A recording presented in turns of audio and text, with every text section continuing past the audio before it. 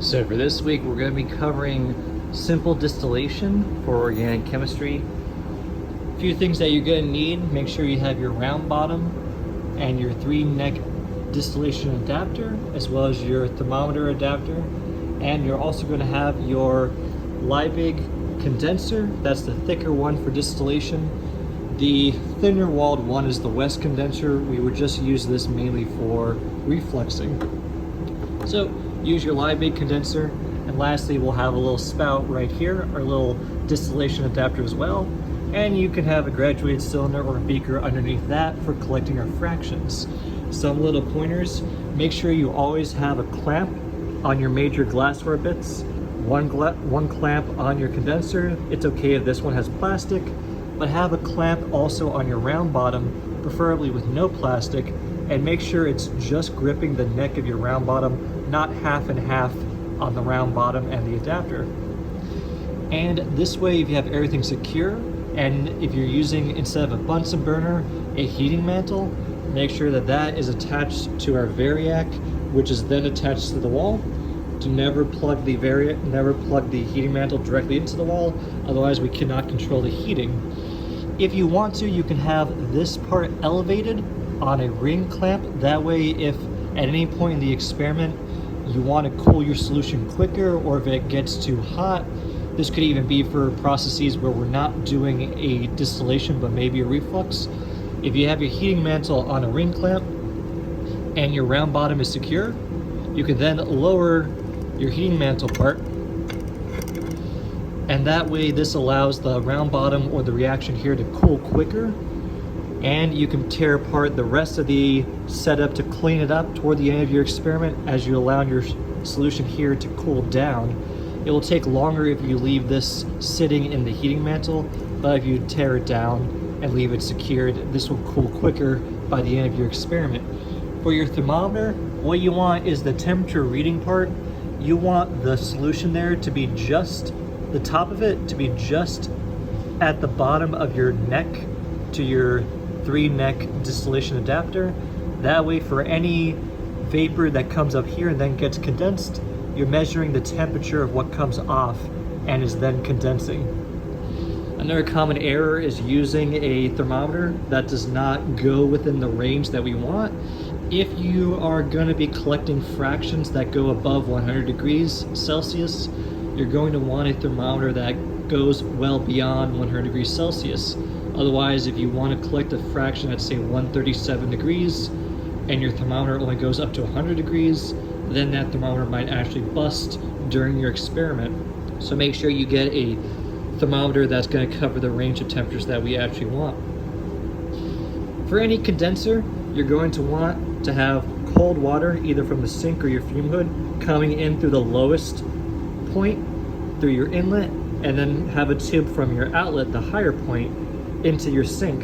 And for your rubber tube, you can take another clamp and clamp it onto the end of your outlet tube to keep it in the sink.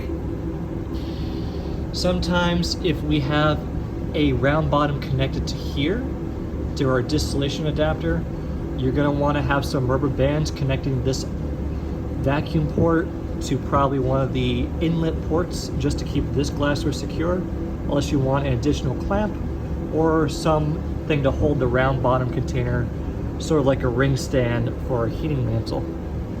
But basically, we're not going to be adding any, if we're not adding any more attachments, this is okay. If you want to collect the volume of the fraction coming off, have your graduated cylinder or a larger one, or you can have just a beaker down here as well. And depending on how big the glassware, you can also have that elevated on some clamp. When you're collecting fractions through distillation, usually anything that's below 100 degrees Celsius is going to contain water that was in the solution. If that's not the temperature range you want, you'll start collecting what comes below your temperature range. For our particular experiment, we're looking at around 137 to 142 degrees Celsius, or whatever is discussed in the procedure. Essentially, whatever comes out before 137 degrees or before the temperature range that we want, collect that into one beaker and then put that off to a side, and put a new beaker or graduated cylinder to then start collecting from the temperature range that we want. starting at whatever temperature range to whatever temperature range we're going towards. And then at that point, you can remove that once the vapors get to the end, or you get to the high end of the temperature range you're trying to collect. At that point, once you've collected all of your fractions, your separate vapor solutions that have condensed, leave everything off to the side. Get the one that you think is for your product of interest or your fraction of interest.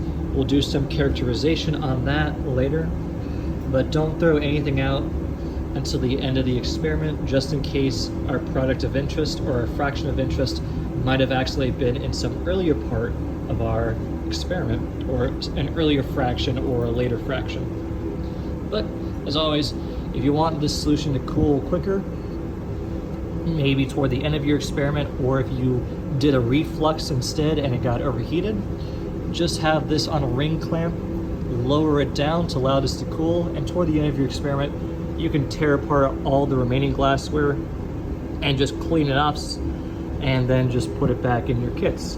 If we're just using highly volatile vapors, then you do not need to wash your glassware because those vapors will evaporate on their own, and you never need to clean the inlet and outlet ports of your condensers because there's only water that goes in here, or whatever goes in here never actually contaminates your actual solution or your reaction solution.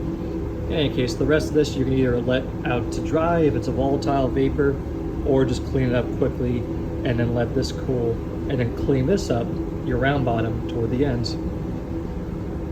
And one last thing that I forgot to mention is, to the best of your ability, try to keep your round bottom, your 3-neck connector, and your thermometer connector adapter all completely vertical, and to the best of your ability, have the condenser attached so that it's pointed downwards, firmly attached to the neck of your 3-neck adapter.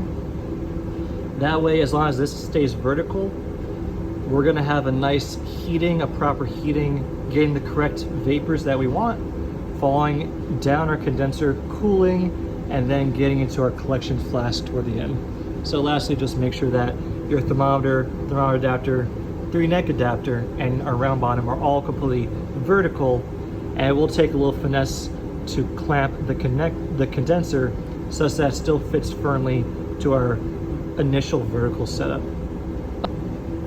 And that should cover essentially everything that you're going to need for simple distillation.